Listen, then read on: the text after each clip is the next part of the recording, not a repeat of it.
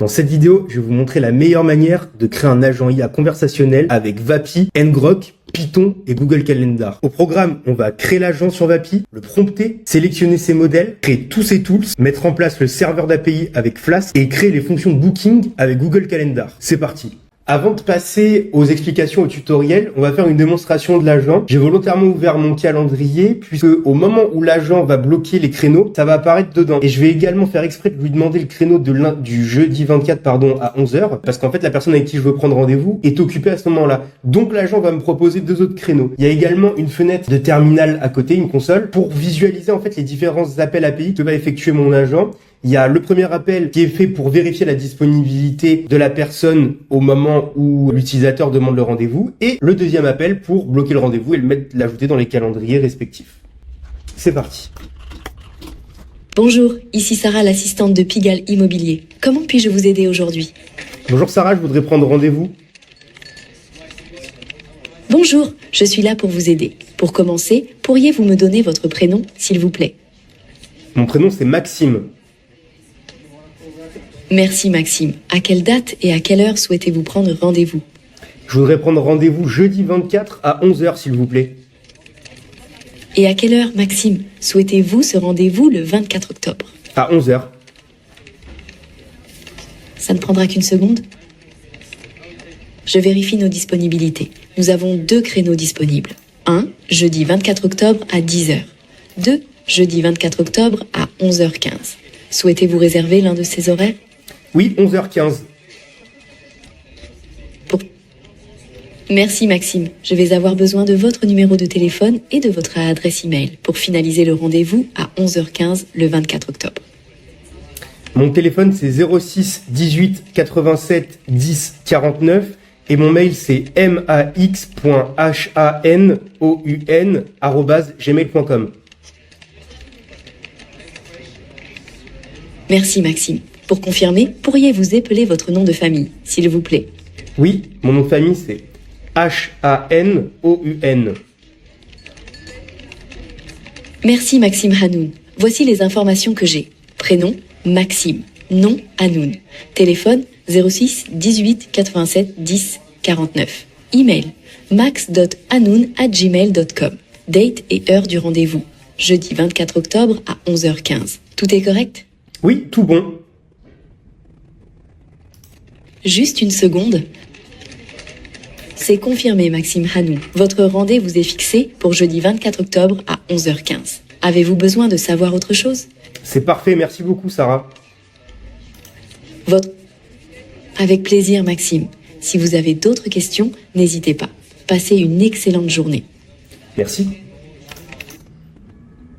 Et donc là, en fait, tout est bon. On a le bon numéro de téléphone, le numéro de Maxime Hanoun, pas d'erreur dans l'écriture de mon nom de famille, pas d'erreur non plus dans mon mail. Et on voit bien, en fait, les appels API qui sont effectués pour bloquer le rendez-vous. Et elle m'a bien proposé 11h15, en fait, tout de suite après le rendez-vous qui était bloqué à 11h.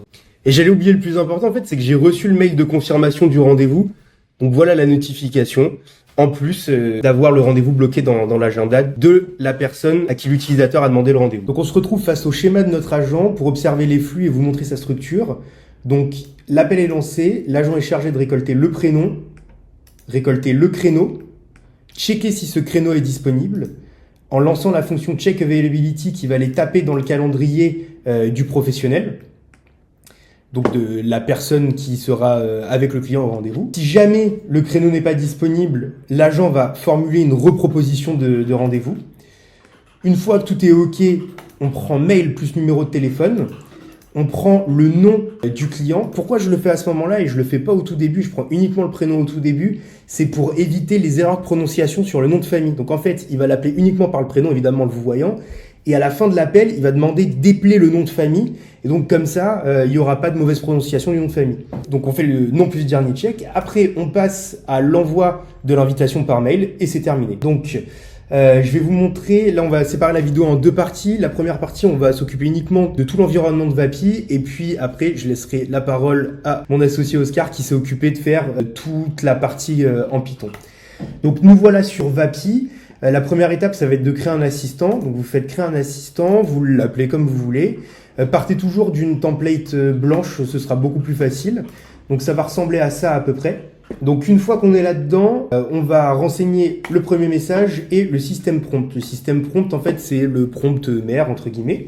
Donc voilà, ça c'est la petite phrase d'introduction qui sera annoncée par votre agent dès que le client, si vous voulez, va émettre un appel vers cet assistant.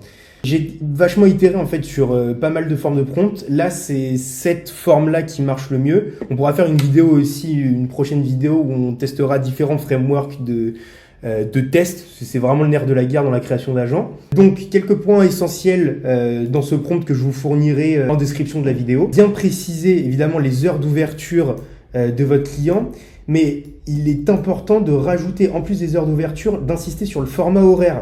Parce que naturellement, le LLM comprend beaucoup mieux et raisonne en format AM/PM, comme les anglo-saxons. Et donc là, moi, j'ai rajouté vraiment, attention, c'est un format 24 heures. Et un exemple, parce que les LLM adorent les exemples, si jamais le client dit 10 heures, ça va être 10 heures du matin, ce sera pas 10 heures du soir, évidemment. Donc là, j'ai fait étape par étape, exactement comme je viens de vous montrer sur le Figma. Et c'est important de dire quand l'agent doit appeler la fonction. Il y a deux manières de faire. Ça, c'est la meilleure manière qu'on ait trouvé pour que ce soit stable en production. Il y a plein de tutos sur YouTube pour développer en fait des agents avec Vapi. La solution la plus répandue, c'est passer par la fonctionnalité de Vapi qui est l'analyse, de renseigner ici un prompt pour demander de la data structurée et donc de lui dire, par exemple, tu vas me retourner un JSON avec le nom, le prénom, le mail, le numéro de téléphone, l'heure du rendez-vous, l'intitulé du rendez-vous. Sauf que c'est pas hyper stable, c'est très sympa pour montrer des exemples, ça va très vite, mais en production, ça vaut pas grand-chose. La meilleure manière, donc, c'est de créer des fonctions, comme je vais vous montrer juste après avoir fini de paramétrer notre agent. Là, vous allez sélectionner, vous voyez, de base, on est sur GPT 3.5 Turbo. Le modèle le plus adapté à la prise de rendez-vous, je trouvais que c'était 4 Mini. Il y avait aussi Claude Sonnet, mais le problème c'est que Claude Sonnet est hyper bavard et il a tendance à beaucoup trop parler et donc ça rallonge le temps de discussion et j'ai peur qu'on perde le client, donc c'est pour ça que j'ai retenu 4 Mini. Là, on va sélectionner le modèle de transcription. Ils marchent tous à peu près correctement. Moi, j'ai retenu Toolscriber, sinon Gladia aussi avait de très bons résultats. On va sélectionner la voix. Pour sélectionner la voix, je vous invite à aller directement sur Eleven Labs, dans la librairie des voix, sélectionner les voix françaises et de les tester un petit peu. Moi, je trouvais que Claire était la voix la plus adaptée. Et alors là, très important, vous sélectionnez impérativement le modèle multilingue V2 là, d'Eleven Labs. Autrement, vous allez avoir une voix qui va naturellement parler en anglais. Ici, j'ai voulu rajouter un bruit de fond, le bruit de fond de bureau. Donc en fait, on entend, vous verrez dans l'exemple, on entend les claviers taper. Je trouve que ça meuble un petit peu les potentiel blanc qu'il peut y avoir durant un appel et ça rend l'agent beaucoup plus vivant. Et enfin, on arrive à nos fonctions. Nos fonctions, on les paramètre dans la catégorie fonction. On va utiliser des tools. Ça, le mot tool, il revient hyper régulièrement dans la conception d'agents IA. C'est normal parce que le propre d'un agent, en fait, c'est de faire appel à des tools. Donc, c'est concrètement des outils qu'il va appeler pour exécuter des tâches. Ces tools, ils se paramètrent ici. Et donc, pour créer, on va commencer par créer le book appointment. On va commencer par créer le check availability qui est chargé de savoir est-ce que le créneau est dispo. Donc, pour créer un tool, new tool, sélectionnez custom tool parce que nous, on va utiliser nos propres serveurs d'API. Vous pouvez le faire avec Make, mais ça a demandé des étapes supplémentaires. Et puis l'intégration Go High Level, donc je vais pas du tout tester. Donc Custom Tool, vous renseignez l'URL de votre serveur, en l'occurrence Ngrok, et vous allez arriver sur cette page-là. Vous lui donnez le petit nom, normalement vous l'avez renseigné avant. Et là c'est super important, il faut faire une bonne description de cet outil qui soit ni trop longue, ni trop abstraite. Parce qu'en fait, ça va nourrir le LLM et il va savoir quoi récolter et quelle valeur insérer à l'intérieur de ces champs-là. Vous ajoutez en propriété le nom de votre client, nom complet de l'utilisateur composé d'un prénom, d'un nom de famille, et date and time. Ça, c'est l'heure de rendez-vous demandée par l'utilisateur. Laissez-le bien en string, puisque c'est une suite de caractères.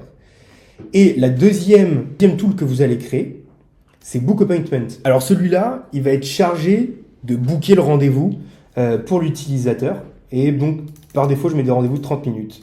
Pareil, je vous donnerai tout le texte en description.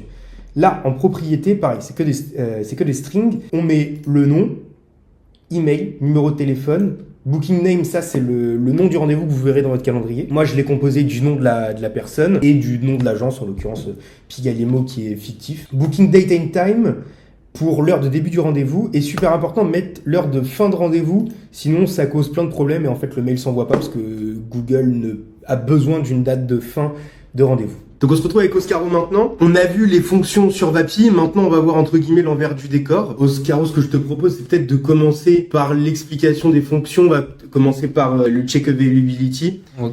Parce qu'en fait moi sur Vapi, vous voyez, donc j'avais créé une fonction et que je demandais entre guillemets qu'il récupère la date demandée par l'utilisateur. Une fois que j'ai demandé cette date-là et que je demande l'appel de cette fonction, qu'est-ce qui se passe en fait au niveau de ce que tu as fait? Du coup, on a besoin de faire une fonction qui appelle les API Google. Donc, on utilise le SDK Python de chez Google. Tout est Google documente tout là-dessus. Donc, on a besoin d'abord de s'authentifier. Donc, c'est toute cette partie-là où on a besoin d'un crédentiel pour se connecter et utiliser le mail en question. Donc, nous, on veut aller chercher les disponibilités sur Oscar@Pigel Studio. On les récupère. On définit la plage sur laquelle on veut les événements. Donc ici, on met une date d'entrée, une date de sortie. Et ensuite, une fois qu'on récupère les événements, on les formate pour les retourner à Vapi. Donc après, on a la même chose pour créer un rendez-vous, même système d'authentification. On va d'abord nous créer l'événement en définissant un JSON où dedans, Vapi va nous envoyer toutes les informations. On va voir ça après du côté serveur Flask. Mais ici, on va donc récupérer le titre de l'événement, la date de début, la date de fin. On va ajouter ici en description de l'événement le nom et le numéro de téléphone du client et enfin ajouter son email pour qu'il reçoive une invitation. Et ça, c'est dans la documentation de Vapi, ça, ou c'est côté Google? Non, ça c'est côté Vapi. Toutes ces informations, on les récupère sur la documentation de Vapi. Vapi nous montre à un endroit comment les informations sont envoyées et comment les récupérer. Et donc on se retrouve sur la documentation de Vapi. C'est ça exactement. En fait, on va avoir donc tout l'historique entre guillemets de la conversation, à peu près le statut où ça en est. Et en fait, on va avoir dans fonction. Il y a un exemple parfait, get wizard. Donc nous, ça aurait été get availability. On a donc la fonction qui est appelée, le paramètre, enfin les paramètres qui sont indiqués dedans, donc avec toutes les informations, c'est là qu'on va récupérer les informations, donc du type l'email du client, date de début et de fin de rendez-vous, etc., etc. Et donc une fois toutes ces informations rentrées, on ajoute l'événement. S'il y a une erreur, on la traite, sinon on retourne OK. Du coup là, on va aller côté serveur. Côté Flask, donc on a utilisé Flask, on aurait très bien pu utiliser Fast API ou Express pour les amateurs de JS, ouais. Et donc on fait deux endpoints, un premier donc pour récupérer la disponibilité des événements. On appelle tout simplement la fonction de tout à l'heure. On récupère l'ID de l'appel, qu'on retourne au serveur Vapi, et comme ça, ici, il récupère la disponibilité des événements. Et enfin, on a un deuxième endpoint qui lui sert à créer l'événement. Tout d'abord, on va donc, comme je disais tout à l'heure, récupérer les informations qui sont toutes ici avec ce fameux function et en fait on a les arguments, donc le nom, le titre, le début, la fin de l'événement, l'email et le téléphone. Ensuite, on va créer l'événement avec toutes ces données. Il nous retourne l'erreur s'il y en a une. Et enfin, le même format, il faut retourner à l'appel avec l'ID de l'appel et enfin toutes les informations. Donc ici, c'est juste lui l'informer s'il y a eu une erreur ou pas. Et une fois que tout est passé, ça va fixer la date dans le calendrier. C'est ça. Et il reçoit le mail et c'est terminado. C'est ça, le client reçoit tout simplement. Et on a utilisé les tools plus que les webhooks parce que ça permet d'avoir une question-réponse avec l'agent. Ouais, c'est ça qui est fascinant en fait, c'est que le Vapi est tellement bien foutu aussi qu'on, juste en promptant, on est capable de dire à ce moment-là précis, tu vas appeler telle fonction.